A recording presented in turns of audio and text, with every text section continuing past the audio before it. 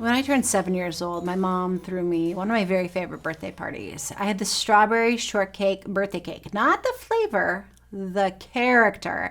At my birthday party, I had just a few people there.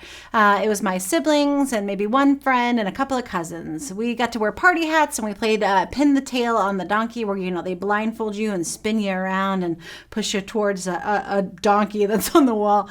My mom had only tied up like 3 or 4 different balloons to sort of corners of our living room. But parties today are next level. They're like in Pinterest, Instagram marvels. Like you have to have a balloon arch and the coordinating color theme. You have to have themed foods to match the themed party and over-the-top games that are handcrafted to whatever the theme is and decorations that are just out of this world.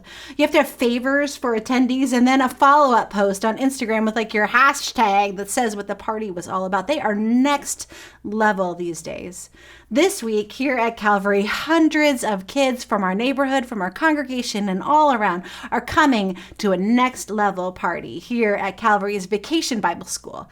And I want you as parents and caregivers and people who care about Calvary's Vacation Bible Schools to join us this week in starting the party here at Calvary. Now, what was the best party you ever went to? Was it a wedding, a graduation, a retirement party? What was it about that party that made it so incredible? You see, throughout Jesus' life, Jesus invited the most unexpected people to the party. He intentionally sought out, made room. He provided hospitality and care for those who tended to be out of society. They were thought of as lesser than or lower of.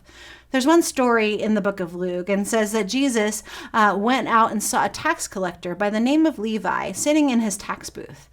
"Follow me," Jesus said to Levi, and Levi got up and left everything and followed him. Now, here's the historical significance of that story. In Jesus' time, tax collectors were considered the worst people in all of Jewish society. People like Levi would have left and forsaken their own people to become tax collectors for the occupiers, for the Roman Empire that was occupying their land, meaning that they were giving up familial and ancestral spiritual allegiance to their people to work for Rome. They were kind of seen as traitors, as betrayers, as people who were just in it for themselves. And often those tax collectors, they would financially benefit. They would get a little bit of the money off of the collection. Sometimes they were unjust and they'd charge someone extra taxes so they could put a little bit in their pocket. So Jesus goes up to Levi's tax collecting booth and he says, "Follow me." But there's something about Jesus. There's something about Jesus that made Levi just drop it all, not even hesitate. And Levi follows Jesus. Levi, the next thing he does is invite Jesus to his house. So Levi holds this great banquet for Jesus in his home, and a large crowd of tax collectors and others sat there eating with them.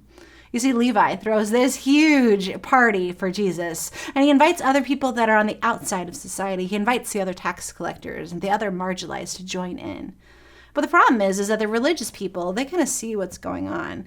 The Pharisees and the teachers of the law who belonged to the sect complained to his disciples, and they asked Jesus' disciples, "Why do you eat and drink with tax collectors?" I mean, this was beyond their imagination.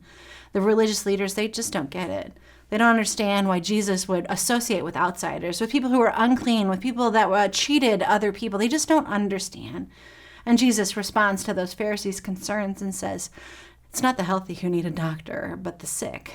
I've come not to call the righteous, but sinners to repentance." You see, in saying this, Jesus is not just teaching Levi and the other tax collectors that he's partying with, but he's also teaching the religious leaders how level the ground really is between us. How you and I, how all of them, we're all the same. These levels of hierarchy that we put into society, they don't actually exist because humans made them up. It's not who's invited to the party and who's not.